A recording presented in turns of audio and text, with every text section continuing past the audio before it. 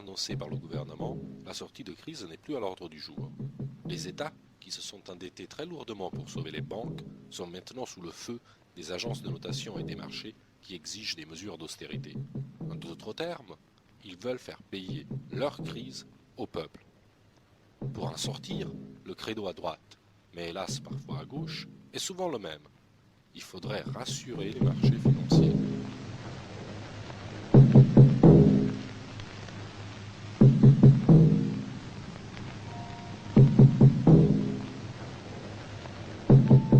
Il y avait pendant des décennies un certain nombre de mesures qui avaient été adoptées durant l'ère de Roosevelt et après le crash de 29, durant l'époque du New Deal. Et notamment, il y avait un certain nombre de mesures de contrôle et de régulation des banques, du secteur bancaire. Et ce secteur bancaire n'a eu de cesse au fil des années que de tenter de démanteler justement ces mesures de contrôle qui avaient été prises dans les années 30.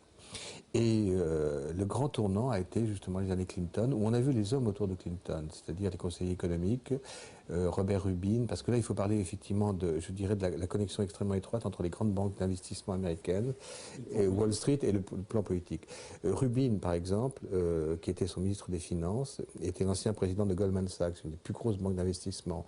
Goldman Sachs s'est retrouvé effectivement, je veux dire, exerçant une influence considérable sur tous les présidents américains depuis, par exemple, le président de Goldman Sachs est devenu ensuite, le successeur de Rubin est devenu le ministre des Finances de George Bush et Henry Paulson. Ensuite, on voit très bien que Lawrence Summers, qui était le ministre des Finances de Clinton après Rubin et qui est devenu aujourd'hui le principal conseiller d'Obama, est également un des plus importants conseillers de Goldman Sachs. Oui, il y a une grande continuité. Il y a une continuité totale. Donc ces gens, c'est-à-dire Rubin et Lawrence Summers aujourd'hui aux côtés d'Obama, se sont employés à démanteler tous les règlements qui interdisaient, enfin en tout cas qui établissaient non seulement un distinguo, mais je veux dire une limitation entre banques de dépôt, je veux dire, et banques d'affaires. Donc ça a été pour toutes ces banques, je veux dire, le démantèlement de ces règles, ça a été évidemment la course à la spéculation. C'était Il y a eu un certain nombre de mesures qui ont été adoptées, donc de dérégulation essentielles par l'administration Clinton. Ensuite, quand il y a eu effectivement, donc, je dirais, les prémices de la crise, Paulson, qui était le ministre des Finances, mais en même temps l'ancien président, je rappelle, de Goldman Sachs, et qui représentait au fond Wall Street et qui était, je dirais, le chef de file et le porte-voix, a demandé à Bush de faire pression sur les Européens pour que les filiales, donc en Europe, à travers l'Europe, donc de banques américaines, ne soient soumises à aucun contrôle ni aucune expertise de la part des autorités européennes. Donc elles bénéficiaient de facto d'une espèce d'exterritorialité. C'est-à-dire qu'elles pouvaient se permettre tous les excès, elles n'avaient de compte à rendre à personne. Et l'Union européenne, et c'est ça qui est extraordinaire, l'Union européenne, pas seulement les Français, les Allemands, etc., l'Union européenne s'est absolument, je veux dire, couchée devant cette exigence américaine. Les banques qui ont spéculé, les grandes banques d'investissement, etc., ont spéculé en violant toutes les lois, violant les règles, vraiment. C'est-à-dire qu'elles ont créé notamment un système financier parallèle. Et quand les hommes politiques, les dirigeants politiques ont découvert le crash financier, l'ampleur de l'endettement de ces établissements, ils ont été d'abord stupéfaits. Mais ils n'ont vu que la partie émergée, c'est-à-dire qu'ils n'ont vu que les banques, que la partie officielle de ces banques. Et c'est ensuite, quand ils ont découvert qu'il y avait un système parallèle qui avait un endettement au moins aussi considérable que le secteur officiel, qu'ils ont été évidemment pris de vertige et de panique. C'est-à-dire qu'ils sont cachés de leur bilan. Totalement. C'est presque quoi? C'est un tiers de leur... Pour certaines banques, notamment Citigroup, la plus grosse banque au monde, c'était quasiment, pas du bilan, c'était l'équivalent des pertes essuyées sur ce secteur parallèle, était de 1100 000 milliards de dollars. C'est-à-dire 1100 000 milliards de dollars. C'est-à-dire l'équivalent des pertes essuyées par le secteur officiel. On a fabriqué donc ces fameux produits dérivés, des produits dérivés sur lesquels ou grâce auxquels les banques spéculaient. Ces produits dérivés étaient vendus dans des quantités gigantesques puisque au moment du crash financier, le montant total de ces produits dérivés à travers le monde se chiffrait à 62 000 milliards de dollars. Vous avez bien compris, je ne suis pas trompé, 62 000 milliards de dollars. Par comparaison, vraiment, le PNB de tous les pays de la planète réunis, c'est-à-dire les pays industrialisés, les pays en développement, c'est 54 000 milliards de dollars. Donc c'est vous dire. C'est aller au-delà de la richesse mondiale. Exactement. Et très vite, effectivement, on a compris l'usage qu'on pouvait faire des crédits, des vôtres, des miens, etc. C'est-à-dire, les banques ont compris la formidable potentialité qu'avaient nos crédits. C'est-à-dire en les remaquillant et notamment en les transformant.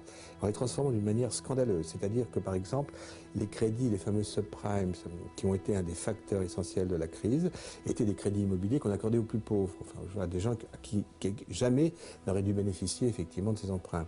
Et donc, par exemple, un ouvrier agricole mexicain installé aux États-Unis, qui gagnait 14 000 dollars, pouvait effectivement obtenir un emprunt pour l'achat d'une maison de 720 000 dollars.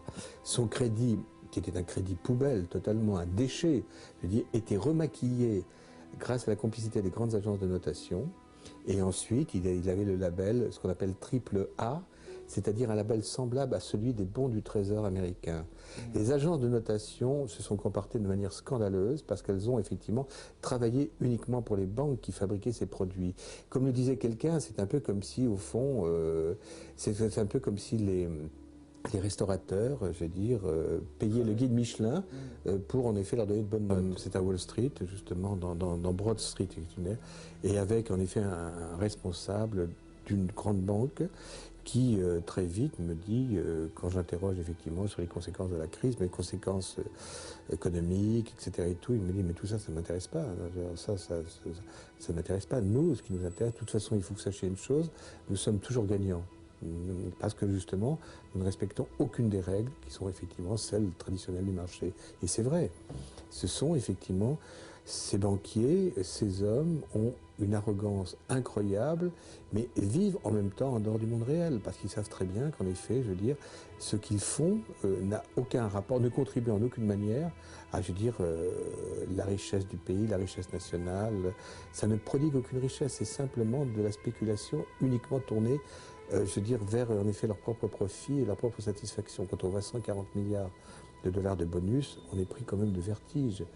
Des banques qui, un an plus tôt, ont été sauvées par les contribuables américains, etc., sont aujourd'hui affichent des profits records et une insolence incroyable. On continue à se redistribuer des bonus qui sont des bonus plus gigantesques encore qu'il y a un an. Le système est extrêmement verrouillé. Obama, en plus, a grandi politiquement dans un centre financier, Chicago. Et les hommes qui l'ont, à chaque instant de sa carrière épaulé, financé, sont les financiers, c'est l'univers financier. C'est en effet donc les grandes banques d'investissement, mais aussi un certain nombre de fonds spéculatifs.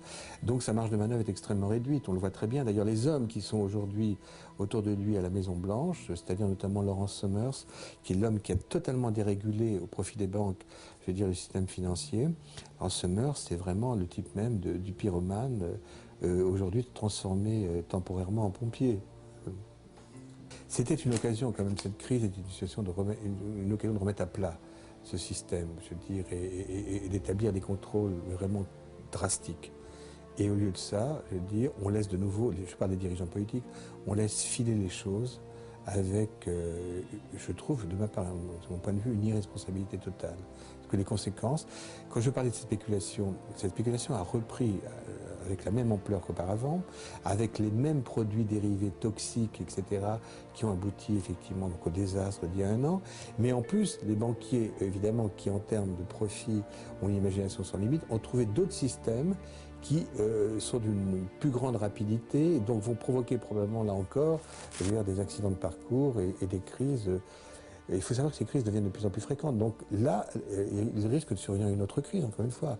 Et à ce moment-là, que fera-t-on ? On ne peut pas continuer à fermer les yeux définitivement. Plus vite. Leur objectif n'est pas de maîtriser le conflit. C'est maîtriser la dette que le conflit produira. Voyez-vous, la valeur réelle d'un conflit, sa vraie valeur, elle est dans la dette qu'il crée. Si vous maîtrisez la dette, vous maîtrisez tout.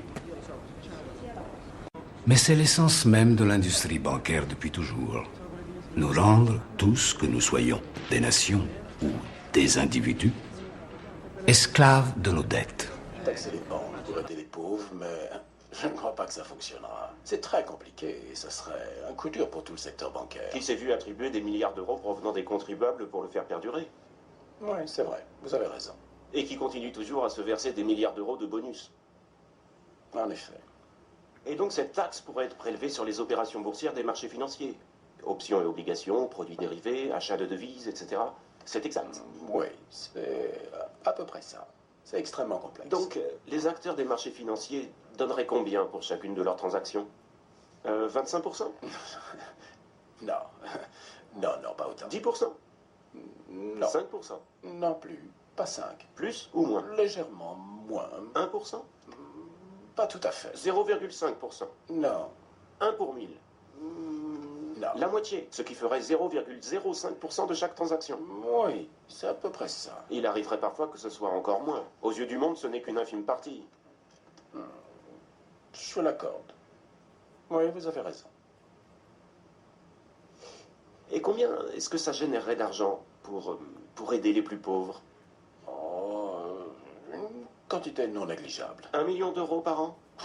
Non, plus que ça. 100 millions d'euros? Plus. 500 millions? Eh bien, 1 milliard par an? non, c'est légèrement plus que ça, il paraît. 10 milliards? Plus. 50 milliards?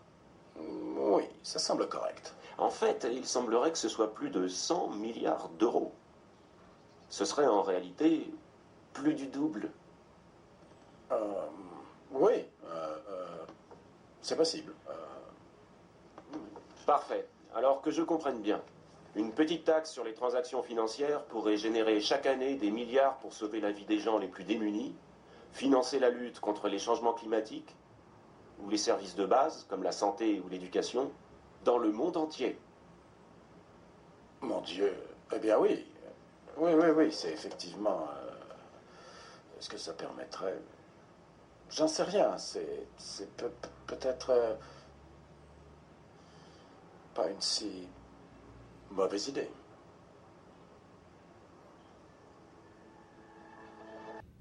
Nous vous proposons des taux et des conditions plus intéressants que tout autre concurrent. Mais nous vous offrons bien plus. Armes, données stratégiques, support logistique. Pratiquement tout ce qu'il faudrait au Front révolutionnaire pour la liberté pour se remettre en selle. Mais en échange de quoi? Vous devez comprendre, le FRL n'a pas d'argent. Pour cette institution, l'argent n'est pas la principale monnaie d'échange.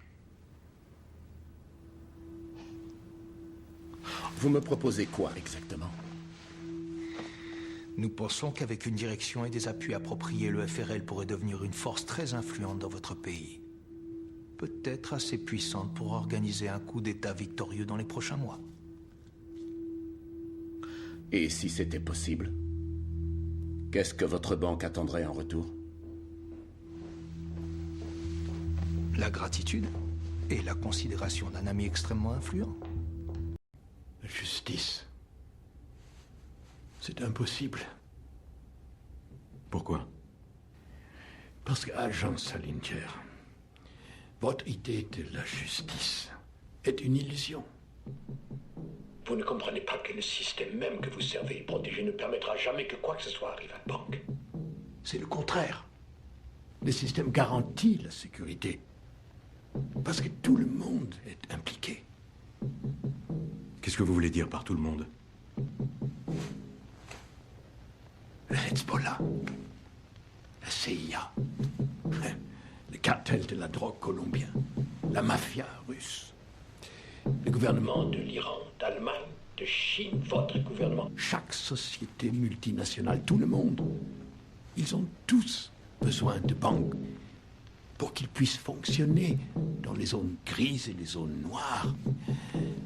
Et c'est pourquoi les avancées de vos enquêtes ont été soit ignorées, soit sabotées. Et c'est pourquoi vous et moi allons être discrètement éliminés avant que toute procédure contre la banque arrive jamais devant un tribunal.